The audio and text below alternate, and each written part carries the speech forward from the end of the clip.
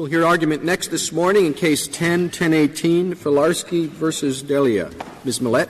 Mr. Chief Justice, and may it please the Court, when a private attorney is temporarily retained by the government to work in coordination with or under the direct supervision of government employees in fulfilling the government's business, in getting the government's work done, that attorney is entitled to the same immunity that a government employee performing that same function for that same government would receive. In this case, that is qualified immunity. That rule comports with the history and policy concerns that have animated this Court's Section 1983 and immunity jurisprudence. If that's across the board, Ms. Millett, the rule you just stated, is there any situation in which a private attorney engaged to assist a government office in the performance of a public function would lack qualified immunity? Or is it simply whenever a government agency employs a private attorney to assist it in doing its work, that attorney will have qualified immunity? I think it may well be the latter rule, the more broader one, but for these purposes, the Court only needs to decide the situation when they are working in coordination with or under direct supervision of government employees. And I want to clarify that answer because how one defines doing a public service. For example, if a state government appoints somebody to represent one of their police officers who sued in a 1983 action, if there's 5 defendants, the Attorney General can't represent them all. They will all commonly appoint people and will pay them. Some states will pay them from the state fisc. And so they'll be paid by the government to perform a governmental function in that sense. But their allegiance there is to the individual employee, not to the government. The same with public defenders. So there are certain situations where someone can be retained by the government in that sense, paid by the government in that sense. Why does it matter whether the privately retained attorney works in close cooperation with government employees? Suppose in this case Mr. Filarsky had simply been hired to go off and perform this investigation and at the end of the investigation report the results to the town. Would the case come out differently then? I don't think that would, but in this, but I think it depends on what one means by coordination with or supervision. And with respect to attorneys, attorneys can never be an independent contractor in relationship to their client in the way the prison was in Richardson. Attorneys just can't be. They are always, in the sense of the rule that I'm using it, working for their client agency, their client government, and under its control and authority. And the decisions they make are the decisions of that client. And that's why the whole reason we should have this rule is understanding what immunity protects. It protects government decision-making, governmental conduct, and its ability to maneuver in an area of reasoned decision-making. And I suppose you can argue that there is a built-in limitation because the question doesn't even come up unless there's state action. So there has to be close enough cooperation so there's state action. I had never thought that when a private attorney gives an opinion letter to a government agency or government entity at its request that there's any state action there at all. So the question just wouldn't even come up.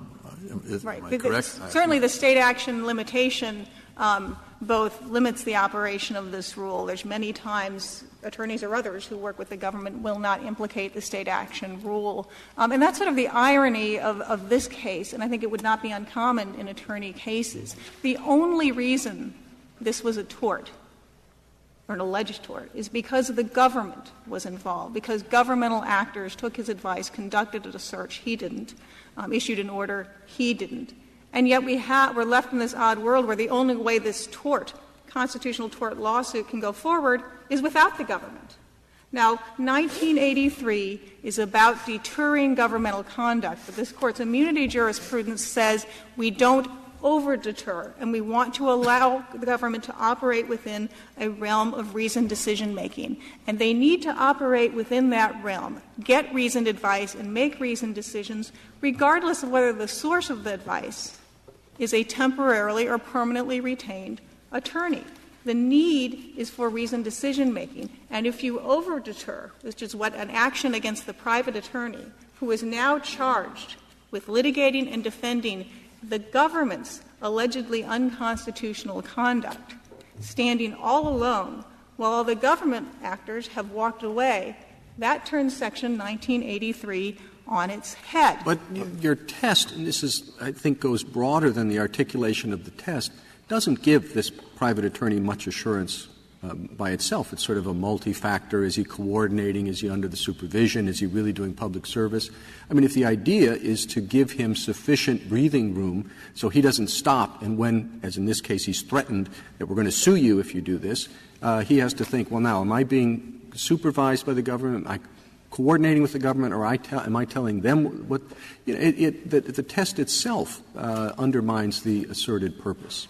Well, two responses to that. First of all, the state law requirement, the state action requirement that Justice Kennedy referred to will up front require allegations by the plaintiffs that will discuss presumably the coordinated action. There's going to have to be some level of coordination. But the second reason is, as I said, with respect to attorneys, I don't think this is going to be a hard question because they are forever agents and fiduciaries. They can never be the independent contractor that you had in Richardson. They are always answerable to and working for their governmental client. And when I say supervision here, I don't think the test here is it on hands day to day looking over your shoulders. The government has to be able to get the advice of professionals and to so trust suppose them. the government hires an attorney to do an independent investigation. It hires an outside attorney precisely because it does not want to be faced with allegations that it has manipulated the outcome of the investigation because its own conduct is at issue. So they say you're going to be independent, hands off, we're not going to interfere at all. But that would still, in your submission, satisfy the coordination requirement. It would in this sense because and I'm assuming here we're not talking like a Bivens appointment or something like that, but we're here because understand what happens in that situation. They're being appointed to investigate for the government and on behalf of the government. And it's not usually because we say the government writ large may have done something that would create a conflict, or maybe that an individual employee or something. That's where the conflict comes. But they're working for the government.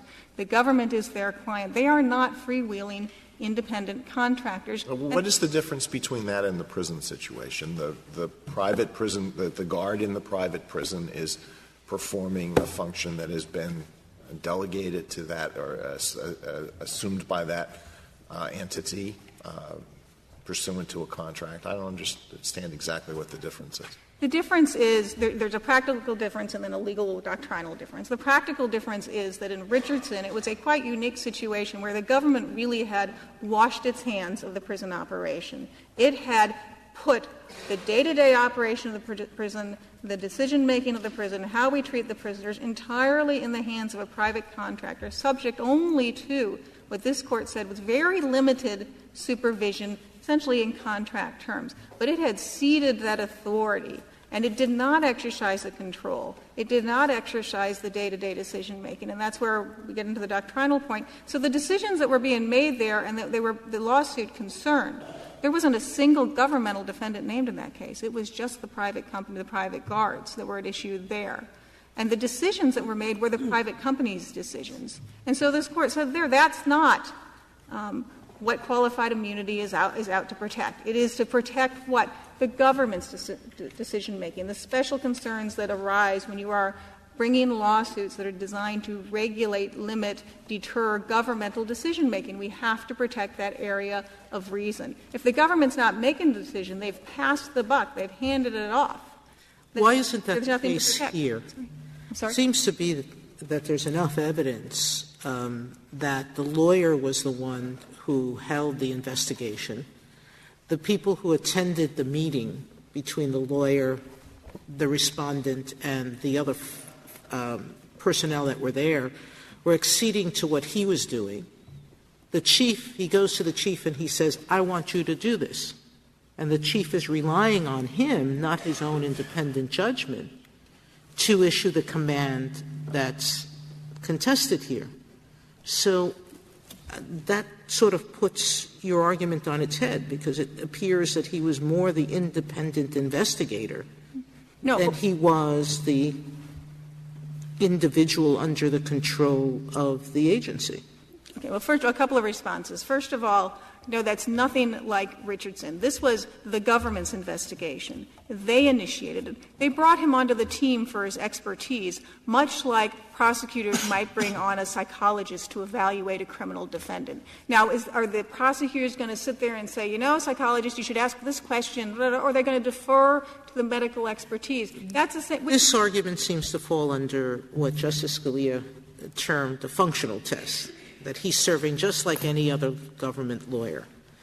If you were going to fit this case under the Richardson majority test, how would you do it? And I do that. First of all, I'm putting it right in Richardson's language, which said it was reserving this very question, and that is when an attorney or any individual is working in close coordination or under the supervision of government officials in the performance of an essential function. And so that makes clear that Richardson was deciding not that situation, the handed-off turnkey situation. There's no turnkey here. This is Mr. Filarsky being brought into the team. So independent counsel would not be covered. I mean, if you have,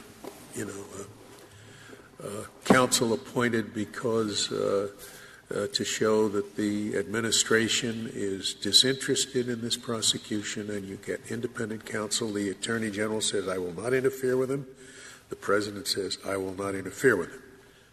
Then you can sue without any immunity, right? No, and that's why he's not working in close coordination. He's not subject to supervision. The whole purpose of an independent counsel is to eliminate supervision. Yes, but independent counsel is still sued in the name of the United States. Their client was the United States government.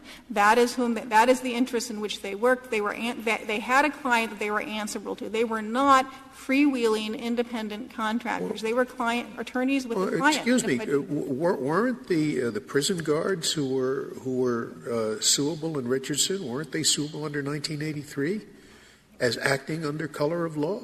This Court assumed that question. It did not answer it in that case. The whole issue would have been a non-issue if they couldn't be sued. This Court assumed it. Look, I think it's fair to assume when you're operating a prison, although I think there's a reason this Court reserved it, because the question there is certainly the corporation was under color of law, whether the individuals who work for the corporation would also be under color of law. Don't you think the two should go pari passu, as we say? That if you can be sued for acting under color of law, you ought to have the defenses that people who are acting with legal authority have? Well, this Court's already crossed that bridge in cases like Wyatt, where, for example, and it does because the state law requirement can sweep broadly in some situations. So I don't think in a situation like Wyatt versus Cole, where you have private plaintiffs pursuing their private agenda and they simply invoke a state law, that makes them integrated with the government in the way that an attorney is, and certainly the way Petitioner was here.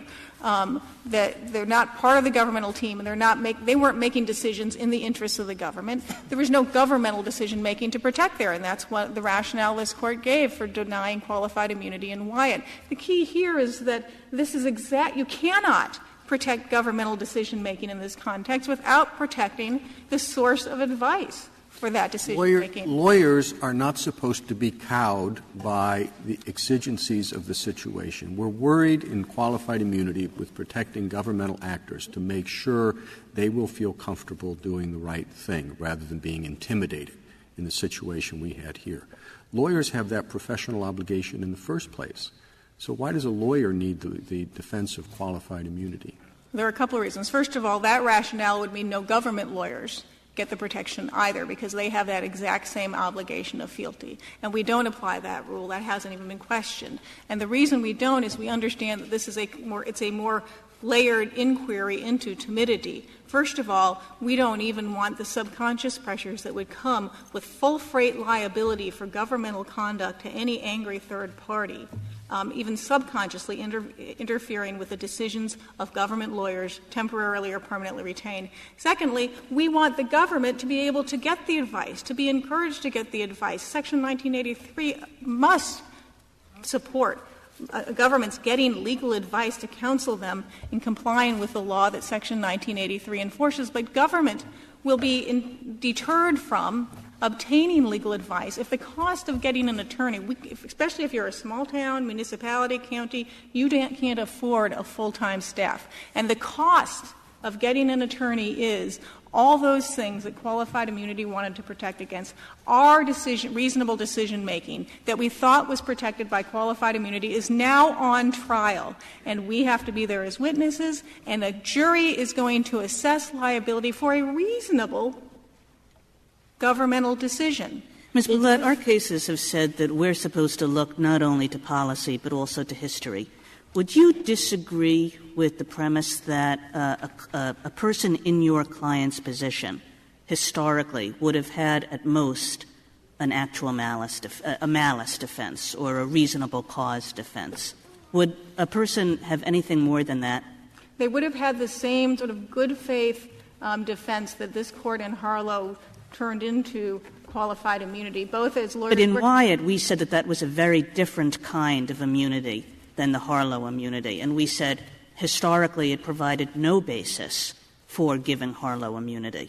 Well, the Harlow immunity came from the same roots. What happened in Wyatt was we said we will turn that into protection for the government when we need to protect the special functioning of government. You had no need, the Court had no need to do that in Wyatt because there was no governmental decision-making at stake there. But the same type of defense, this Court recognized. So I take it that your answer is, yes, it would only have been a malice defense, but that doesn't matter, notwithstanding Wyatt. Is that your answer? The answer is that it is the same type of defense that this Court recognized in prior cases as supporting qualified immunity when needed to protect the decisions of the government. And Richardson itself recognized this. Doesn't that suggest really that we don't have a historical test anymore, that really all we're looking to is policy considerations? Not this case at all, because you've got layers. You have layers of history. You have the history recognized in Richardson for lawyers who are working at the behest of the government, that specific history. You have the general history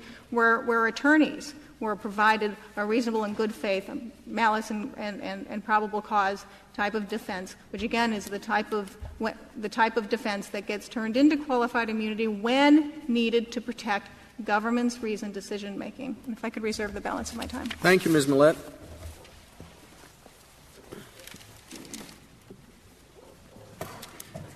We'll hear from Ms. Filarsky first. Oh, I'm sorry. That's all right.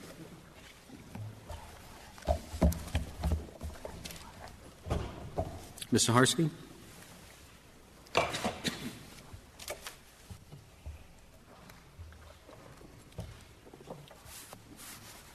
Thank you, Mr. Chief Justice, and may it please the Court. Petitioner may assert qualified immunity on the same terms as the fire department officials because he was working side by side with them and under their supervision on a personnel investigation. And this is really exactly the situation that the Court reserved and anticipated in Richardson, that when you have a situation where private and government workers work closely together and you deny qualified immunity to the private person, it would directly affect the ability of the government employees to do their jobs. So if they don't work closely together at all and it's just this one fellow conducting the investigation, he wouldn't have qualified immunity? No. This is a situation in which there's a very close working relationship. I'm sorry, no, I'm wrong or no? He likely would have qualified immunity. The closeness of the relationship is very apparent here, but as a general matter, it is our position that when people are doing the business of government, private people can be sued under Section 1983 or Bivens, there should be a presumption in favor of qualified immunity. And Richardson is not to the contrary, because that is a fairly unique case in which the private prison was so removed from the day-to-day workings of government officials that it would not have furthered the purposes of qualified immunity to give qualified immunity to the folks in those situations. So what we're talking about, like it's just hard to imagine anything more imbued with state action than imprisoning someone. That's the problem I have in thinking about the case. Right. I mean, several members of the Court said that in Richardson, and the Court's opinion really talked about the uniqueness of the situation there, that Tennessee was doing something really out on the forefront in terms of giving the day-to-day decision-making to the folks in that situation in the private prison, and only checking up. There was monitoring, annually. It was really not much ongoing monitoring at all. And the Richardson Court, found that to be a unique situation, but it distinguished the situation that you have here, where you have Wasn't people who are Richardson really all about how market forces would make immunity unnecessary? And how is it that market forces play any different role in this case than they do in Richardson?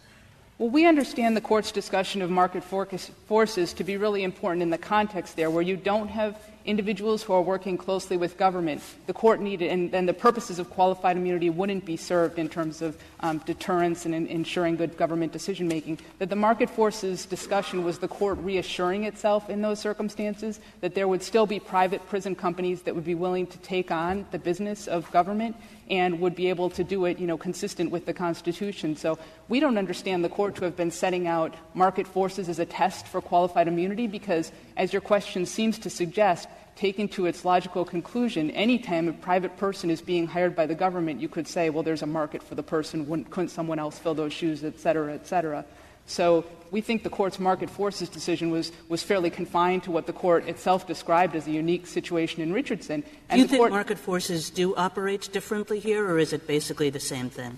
We do think that there's a difference in that the attorney in this situation has private clients that attorney can work for, whereas the private prison company really could only work for the government. I thought that in this case, the firm the lawyer was associated with, that its dominant business was giving advice to local and municipal government units.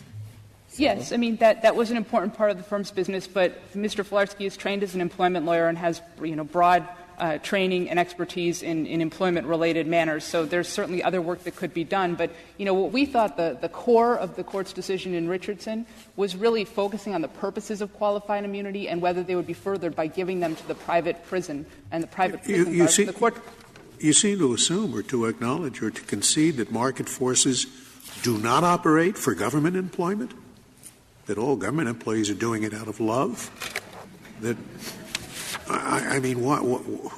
why does market force eliminate this defense for somebody who's an employee of a private company, but not for somebody who's an employee of the government? I'm sorry, Justice Scalia. I didn't mean to suggest that we thought that the market forces inquiry was particularly relevant to answering the qualified immunity question. I'm just explaining that the way we read the Court's opinion in Richardson, which obviously the members of this Court are the experts on, is that the Court was looking to market forces to reassure itself after it determined that the purposes of qualified immunity just wouldn't be served by giving an organization that was so far removed from the day-to-day workings of government, the protection of qualified immunity. The Court just the market forces really was just something unique to that case. And what we think is the most relevant is what the Court started with, both in the decision in Wyatt and in Richardson, which is it necessary to give qualified immunity here to make sure that there's principled and fearless government decision-making? It's the business of government that's important. And in this case, although Petitioner is an attorney who has his own fiduciary obligations, it is certainly the case that when he was threatened during the conduct of this personnel investigation, that is something that potentially could chill his behavior. And to the extent that he cabins the advice that he gave to the fire department officials, that affects the ability of government to do their job. And I might give the that Court would be a breach of his duty as an attorney. I'm saying he would be subject to malpractice in that case. You seriously, I find this whole argument about market forces with respect to attorneys representing people odd, because there's a whole slew of unemployed lawyers who will be happy to take on any government service they can. So going back to that's what I consider the central argument you're making, which is, will it chill advice? And I'm not sure how it can, given the independent fiduciary duty that an attorney has to zealously guard his or her client's interest.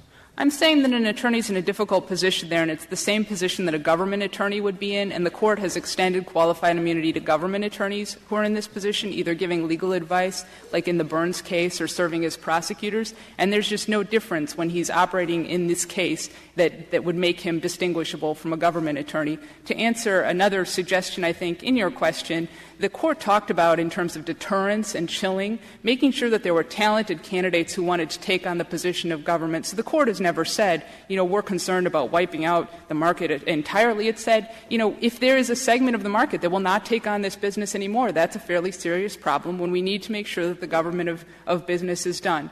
And if I can just give the Court another example to, perhaps outside the context of this case, see how a private person being denied qualified immunity would affect government employees. Consider a fire department that has some full-time fire department personnel and also some volunteer firefighters. When they're working together and fighting a fire, You don't want the volunteer firefighter thinking, should I break down this door? I might face personal liability. You want him to make fearless decisions because whether he breaks down the door or not is going to directly affect the ability of the other folks who are trying to go into those homes, trying to stop the fire to do their jobs. That would also be true in the context of court security.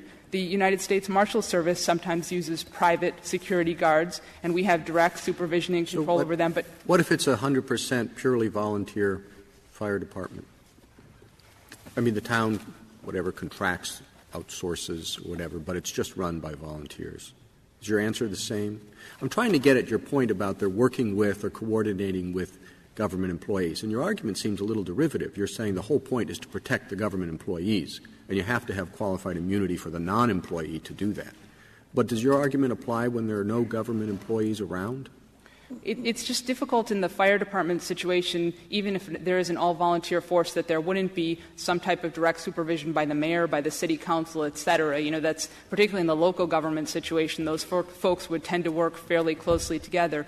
It is, in the case of deterrence and wanting fearless decision-making, a primary concern that we have about protecting government, but we need to protect the individuals to protect government. So we do need to make sure that their decisions aren't chilled, that persons like Petitioner are willing to take on representation of this kind.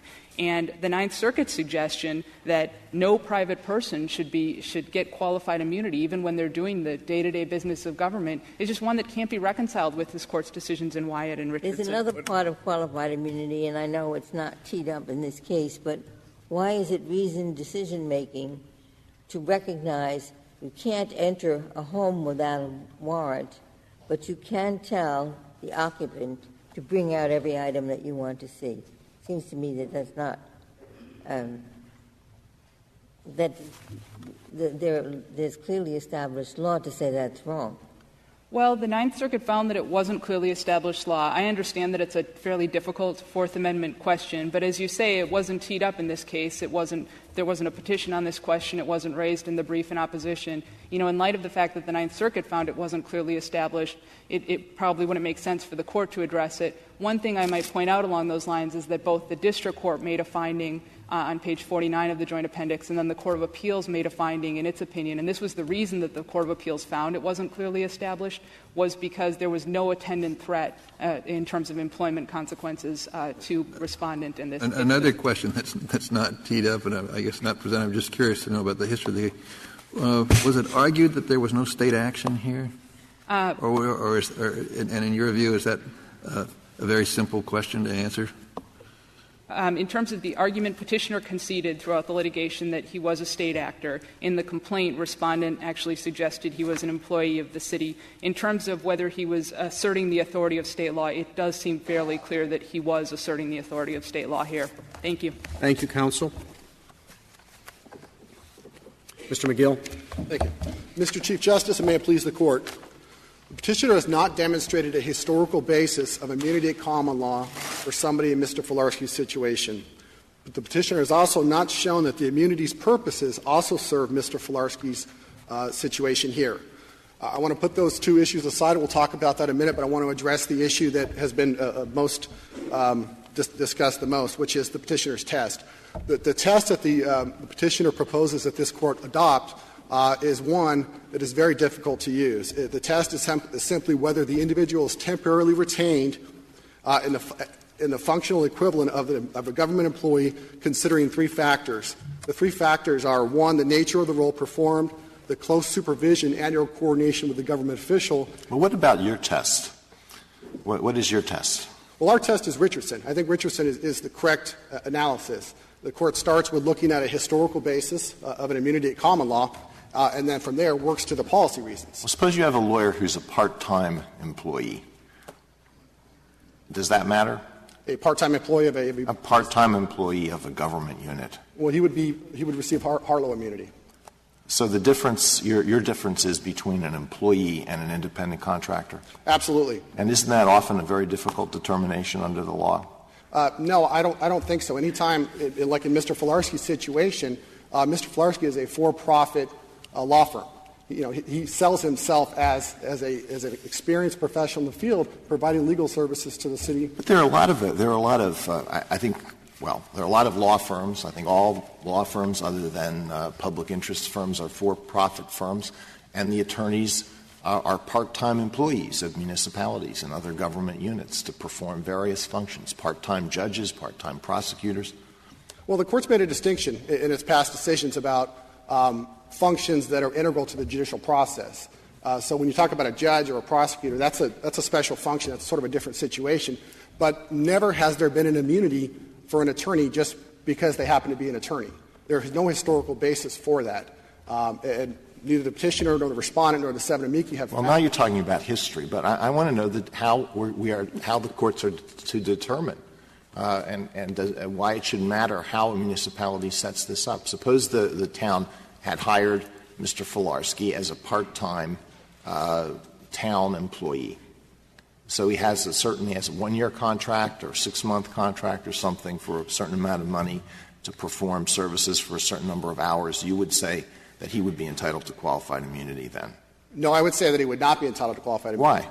Because he's an employee. They pass a resolution saying he's an employee of the town.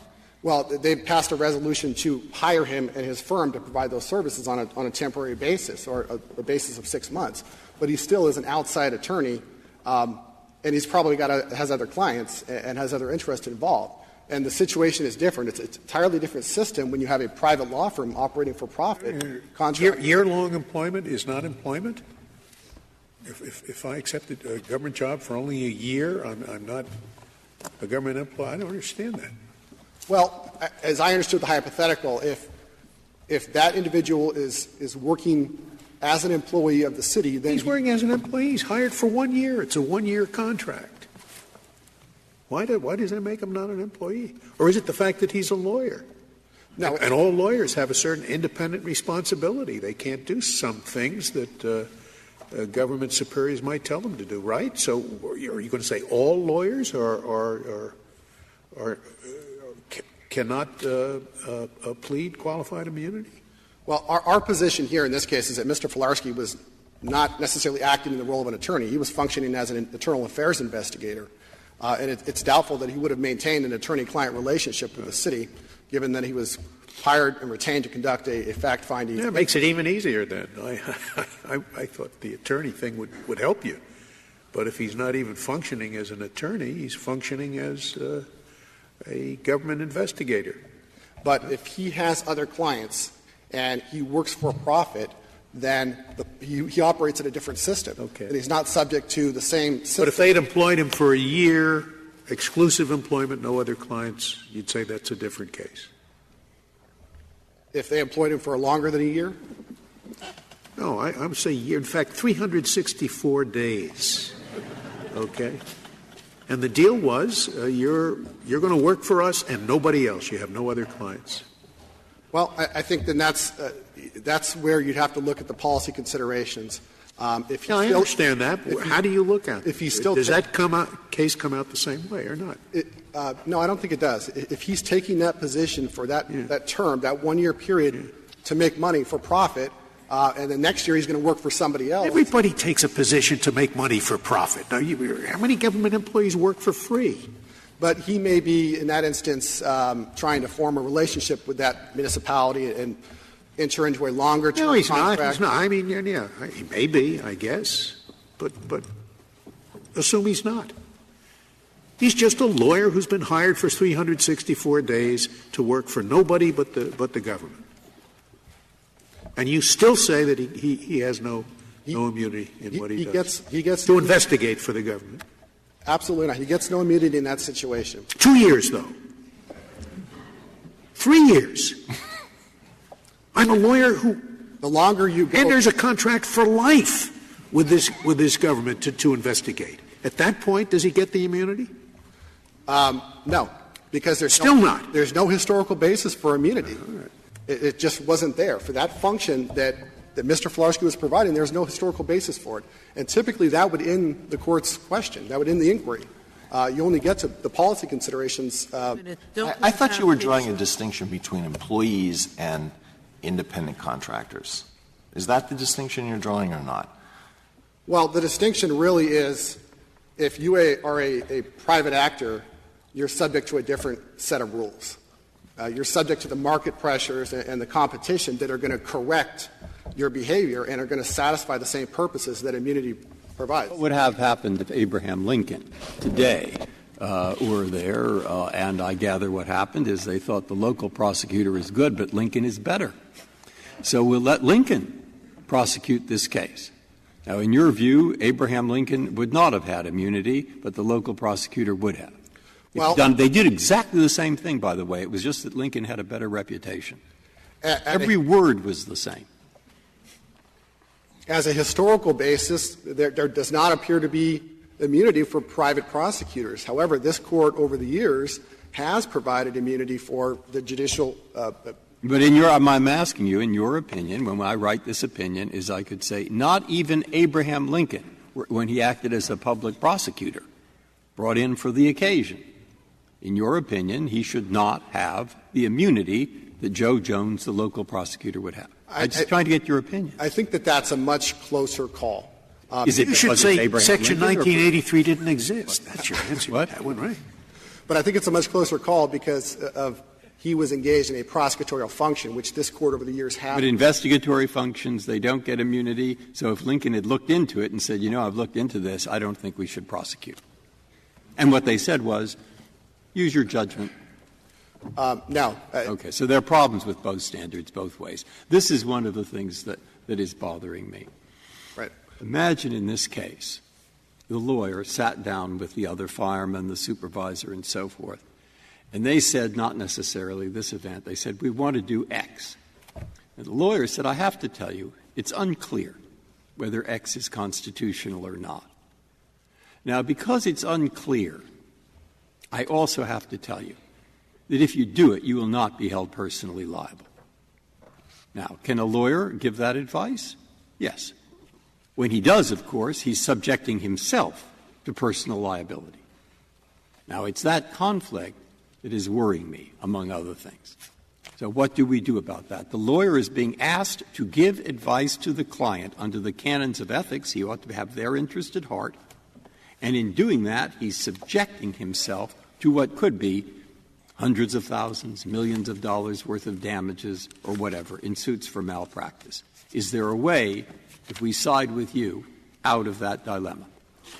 I don't think that that's necessarily an immunity question. It's more of a liability question because it very well may be that. What I'm assuming in the question is since it's a close question, he has to worry about a court saying, you were wrong in saying it was legal. It was not legal. The matter was unclear, but it was not legal. At that point, he becomes subject to much damages, but of course the others do not. And he had to tell them, go ahead with it. You understand my point. So what is the end? But I think what it is, the difference there is that there you have an attorney just providing advice, which is different than what happened here, where you actually have the attorney engaged. Well, that may be, but what I'm trying to work out is what is your set of rules if we don't say you have immunity, and you agree that this is a bad dilemma, at least in my hypothetical case. I'm trying to work out what set of rules you advocate in order to either say, well, that's too bad, the dilemma is there, we can get around it, or something else. That's why I want your answer. If the attorney under those circumstances could be held liable for a constitutional violation for simply giving advice, and he happens to be a private attorney working for profit, then he wouldn't have immunity. I change it slightly, and he puts them up to it. Well, he could. I don't know why he couldn't. I mean, he says, go do it. Or in other words, okay, go ahead. I think the answer is the same. If somehow under those circumstances the attorney could be held liable for giving that advice, and he's a private attorney, and he doesn't pass the Richardson test, then he would not be entitled to immunity. Your case. So there's no. I'm sorry. No, you can finish your answer. There is no historical basis of immunity just for giving legal advice. The petitioner hasn't pointed this Court to any firmly rooted tradition of an immunity. Your case highlights, I think, is a very good example of why the lawyer ought to have qualified immunity. I mean, this was a case where it looks like there's a lot of threatening and bullying going on. I mean, the lawyer says, we're going to figure out a way to name you, Mr. Filarsky. You're issuing an illegal order. If you want to take that chance, go right ahead. You might want to take a minute to think about it. I mean, it seems exactly the kind of situation for which qualified immunity was developed. We want Filarsky to do what he thinks is the right thing in this situation. We don't want him to be worried about the fact that he might be sued. And you have a lawyer here saying, well, if you do that, I'm going to sue you. So Filarsky naturally, or some lawyer in that situation, is going to think, wow, do I really want to run that risk? Isn't that exactly why we have qualified immunity? No. And the reason for that is that because Mr. Filarsky is a private individual, he doesn't need qualified immunity. Richardson was decided in 1997, but in 2003, the Ninth Circuit issued its decision in Gonzalez v. Spencer. And in Gonzalez v. Spencer, the court held that private attorneys like Mr. Filarsky don't need immunity. They don't get immunity. So the law on the land since 2003 — Well, that's easy for a judge to say because they're absolutely immune. But for the lawyer who's sitting there and saying, I'm going to sue you, if you were — well, you are a lawyer, and you're sitting in that situation, isn't that going to enter into your mind? You say, well, sue all you want, I don't care, this is the right answer. But for nearly a decade, the law within the Ninth Circuit has been that private attorneys don't receive immunity. Right. And the fact that is that Mr. Filarsky knew going into that investigation that he wouldn't have immunity for anything he did. And it didn't deter him. It didn't make him — Well, how do you know? Well, because he, in the light of the threats that he received, he still went forward with what was deemed to be an unconstitutional search. So the policy purposes of, wanting to prevent unwarranted timidity and deterring talented candidates from working for the government. Well, he had the chief issue the order, right? Well, and then the chief later on says, well, he told me to issue the order. I mean, I'm not quite sure that things went exactly as they would if you had qualified immunity. Well, Mr. Filarsky said, and this is what he said on the record, it's in the transcripts in the joint appendix, is that he's issuing the order on behalf of the department. That's what he said. And then there was some discussion back and forth between Mr. Delia's attorney and Mr. Filarsky, and that's what led to the formalization of the order. I understand that there's a lot of bad, cowardly legal advice being given in the Ninth Circuit. I don't really know that, but you don't know the opposite either, do you? I don't. Why didn't you cross appeal on the clearly established law? Because then you could concede, so arguendo, he had qualified immunity, but the advice that he gave was contrary to clearly established law. So why did the petitioner or the respondent not cross appeal? Why didn't you bring up that issue? I think it was that's sort of the law of the case, is that the Ninth Circuit found that there was a constitutional violation. So we obviously didn't want to appeal that. No, but whether it was clearly established. In other words, what we had here was recognition we can't go into the house. We can't go into a house, private house, without a warrant. So, in fact, Filarsky said something about, I know a way to get around that. We just tell them to bring out the items. Right. My personal opinion and our position has been is that the law was clearly established on that. Why the decision was made not to cross appeal on that, I'm not sure. But were you saying it's clearly established that there isn't a difference between going in and looking for the insulation, et cetera, and telling him to bring it out? Is it clearly established that as a condition of employment in a situation like this, the employee cannot be required to submit to a search? I think it's pretty well known that the house is particularly well. Even if the reason it's an issue is because he says, look, I've got this stuff in my house. That's how his defense is. I haven't used it. I've got the insulation there. So you think it's still clearly established that it violates the Fourth Amendment for the city to say, okay, well, show it to us if you want to use that as your defense? Yes, I do, because it certainly Mr. Filarsky didn't have any reasonable suspicion to believe that Mr. Day was lying or was being dishonest. He certainly didn't have probable cause. He had a hunch. And then that's what he said. He said it during the interview that I don't necessarily know that you're lying. I want to see if you are. So, the investigation turned from wanting to see whether Mr. Delia was off work on false pretenses into, well, I don't have anything there, so let me just see if he's lying just for the sake of it. And that's when they ended up issuing that order. I think that would be a different situation if perhaps you could argue that they had a reasonable suspicion or had some other cause to search his house, but here they didn't. So I think it is, under those facts, clearly established. Mr. McCoe, back to immunity. One thing I don't understand about our law here, you say there was no historic basis. And I have to concede that that's right. It seems to me that there was only a malice defense. But isn't that always true when it comes to a private person? In other words, of course there's no historic basis for qualified immunity. This kind of immunity was developed in 1970. It's sort of by definition there's no historic basis for this sort of immunity. So to say that the historic basis matters is really to say that private people never get Harlow immunity. Well, I think that that's right. There was not qualified immunity at common law, but there was absolute immunity. And there, I can't go back and think about all the different immunities that may or may not have existed, but I do know that the petitioner has the burden to bring forth a firmly rooted tradition.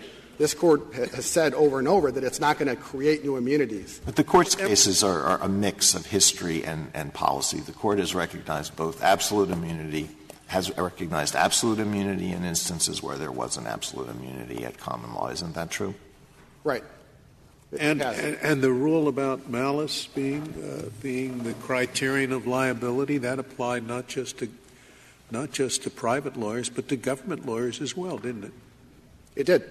That good faith defense applied. So if we're going to be historically faithful, we should deny any qualified immunity to government lawyers or expand the government immunity for government lawyers so they can do anything so long as it's not malicious. Well, that's what this Court would have to do. It would have to basically expand what was it, common law defense. So the devil with history, right? Well, it would result in this Court having to expand that immunity that it expanded in Harlow to private individuals. And our position is that because a private individual, like Mr. Filarsky, is a market participant, the purposes of immunity aren't served. They just simply aren't needed. And I was mentioning earlier about what about the argument that Filarsky makes that if there were to be a proceeding against him, inevitably the witnesses would be the government employees. They would be the battalion chiefs, the fire chief.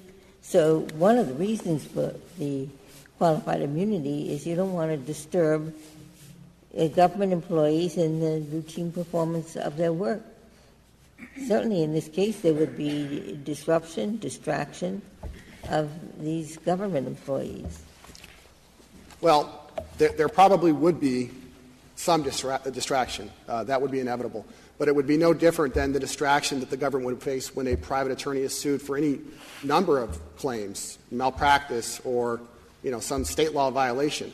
And to say that the distraction that the government's going to face based on just what is probably a small sliver of the big pie, which is, 1983 litigation, is pretty speculative.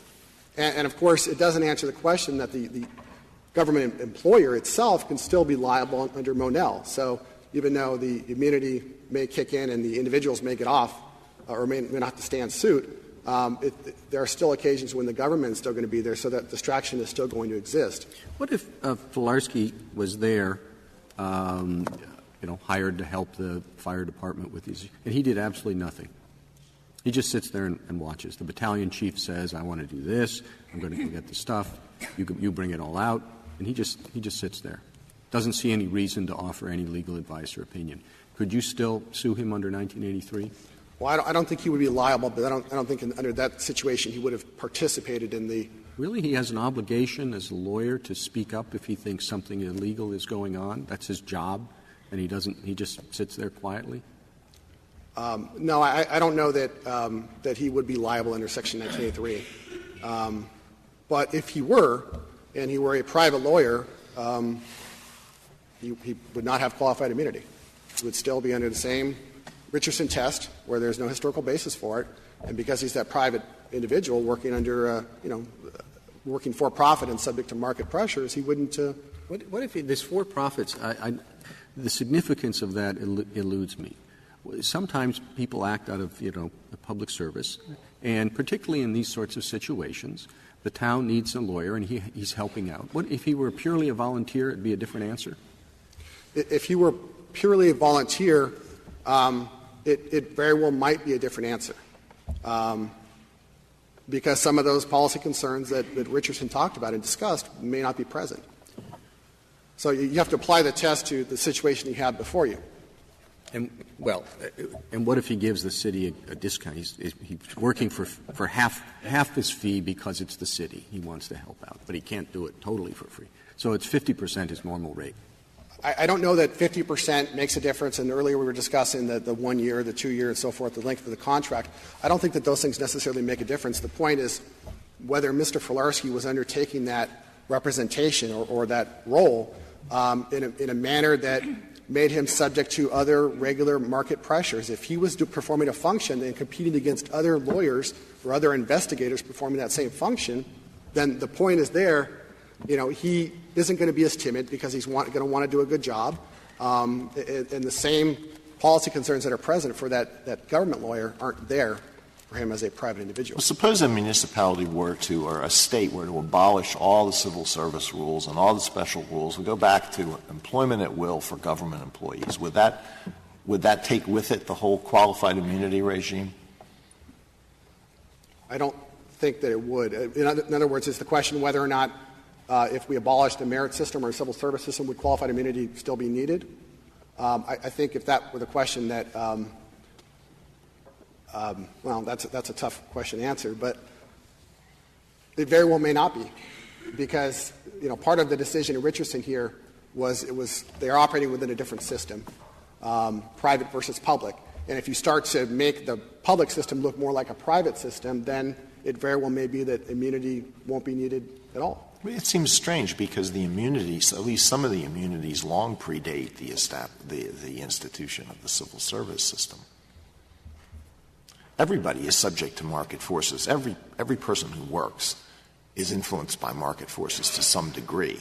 Isn't that correct? I think that that's correct, but when you have a civil service system and a merit system, it is not as easy to correct behavior as it would be for, say, a private person. For like Mr. Filarsky, if he was not performing at the level that the City of Rialto had hoped, he can be replaced, and quite easily. For a government employee, though, there are obviously those civil service protections, and it's not so easy to do that. So that's not true of most lawyers. Pardon me? Most lawyers are not part of the civil service. Internal lawyers are not part of the civil service system. They're generally considered employees at will. At least most of the circuit courts have so held. I'm not familiar with whether policymakers and as such are not subject to civil service protections. Well, I know that some subsections of lawyers within a government can be represented, so they very well may have some protection, but maybe it's not quite to the extent that more of the rank and file would have. Well, the political appointees within the United States Department of Justice are not protected by civil service. So should they lack immunity? No, because they would get it under Harlow. They would have the immunity under Harlow. They're subject to market forces, aren't they? They very well may be, and it may be for me to say that maybe they shouldn't have an immunity or it's not needed, but at this point the law is under Harlow that they would receive it. What if I told you that all the lawyers at the Department of Justice are regarded as being employed at will and that all of them can be fired? Well, I think... You think the rest of them don't have any protection? I think that the answer would be the same, in that they very well may not need qualified immunity because those pressures and those concerns underlying immunity aren't there. Well, that's going to be disappointing news for all those attorneys. I just want to go back and talk about the petitioner's test a little bit, too, because the Court had some concerns about it, and I share those same concerns, and that's that the test requires a factual analysis. Being temporarily retained in close coordination and supervision, those are highly factual questions that aren't going to bode well for an early resolution of a case. And a lawyer is going to be able to plead around that test very easily and take the case into full-blown litigation and discovery and so forth. So that test is problematic. In addition, as I understand it, the test is going to be extended well beyond attorneys. The test results in anybody working for the government under close coordination or supervision, whatever that means, is going to get immunity. So that is well beyond attorneys to anybody who contracts with the government and meets that factual test is now going to have immunity. And that's something that's a huge step that this Court should not take, especially when there is no historical basis for it and the policy concerns are not present. But even if you apply that test to Mr. Filarsky under these facts, Mr. Filarsky would not have immunity. He wasn't temporarily retained. He worked for the City of Rialto for 14 years as a business, for profit. He had many clients, and the City of Rialto was one of them. It wasn't that he was temporarily retained, so he doesn't even meet that element of the petitioner's test. Mr. Filarsky was not performing Are all of these objections applicable as well to the determination of whether there is state action from the attorney's conduct? The concerns about there being a factual inquiry? Yes.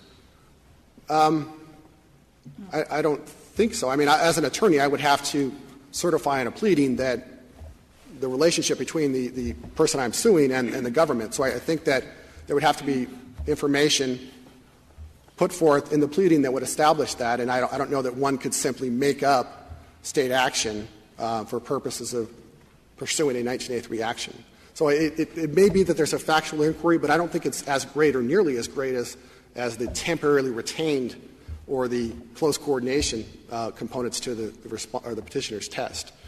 Mr. Filarsky was not performing a function that is uniquely governmental. Investigating workplace misconduct is not a governmental function, or it's not a prototypical governmental function. But your objection is not that he was investigating workplace conduct. Your objection is that he was ordering people to tell your client to bring out stuff that was in his house. Correct. But it was under the auspices of a workplace investigation, if you will. Yeah, but telling people basically either executing a search or in effect executing a search, that is a uniquely governmental function. Executing a formal search by the government is something that's a role that the government performs, but I wouldn't say that I wouldn't equate executing a search with what occurred here. Well, let me restate that, I guess. What I mean to say is that you don't want to say that.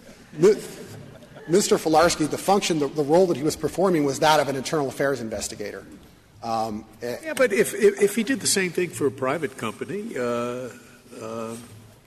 he could do the same thing for a private company, say, you're going to get fired unless you substantiate your story by bringing the stuff out of your house. That wouldn't be a search, an unlawful search, right? It could have happened in a private company. It could, and yeah, it very well could have. And that's my point, is that what Mr. Filarsky did, his role was not uniquely governmental. He wasn't performing that governmental function. Well, there's very little that is uniquely governmental. I mean, my goodness, if we denied immunity to all those acts that are not uniquely governmental, there'd be very little immunity, I'm afraid. Okay. Thank you. Thank you, counsel. Ms. Millett, you have 3 minutes remaining. Thank you. Justice Breyer, your dilemma sits at the crux of why qualified immunity is appropriate here, because not only do you have the lawyer saying, well, you'll be all okay, but I'm going to be going down in this lawsuit, the lawyer's going to have a duty to inform his client that, in fact, this will lead to litigation. You will be protected in your personal capacity, but guess what? Litigation is going to ensue. That can influence and deter both lawyers' willingness to work for the government at these cut rates or pro bono rates, subconsciously the advice they give, and it can make the government not want to act on the advice, which is precisely what we want to protect. Nothing like that was happening in Richardson. The government was nowhere on the scene when the constitutional decisions being challenged. They weren't even percipient witnesses in that situation. The second point I want to make is fiduciary duty doesn't change it, other than it confirms that he's working in the interest of the government. But every agent as a fiduciary duty to their principal, and so you can't deny qualified immunity on that ground, or you'll have a sweeping decision on your hands.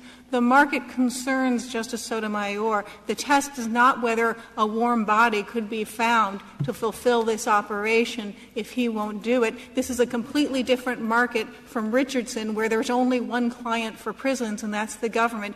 Here, the government is competing for the services. When it needs a skilled attorney, when it wants people of the caliber that the government service needs and deserves, it is competing. And right now, as the Chief Justice recognized, a lot of times, including for Mr. Filarsky, that's done at discount rates. These folks, this is already a marginal decision. And if you want to talk about market decisions, then you're going to push that weight. And if the answer is, if you decide to take on this pro bono representation or cut your rates out of public duty and a willingness to serve your government, guess what comes with it?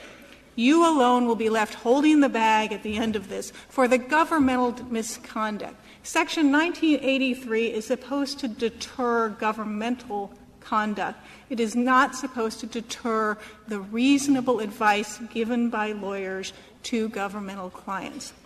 The Court has no further questions. Thank you. Thank you, counsel. Counsel, the case is submitted.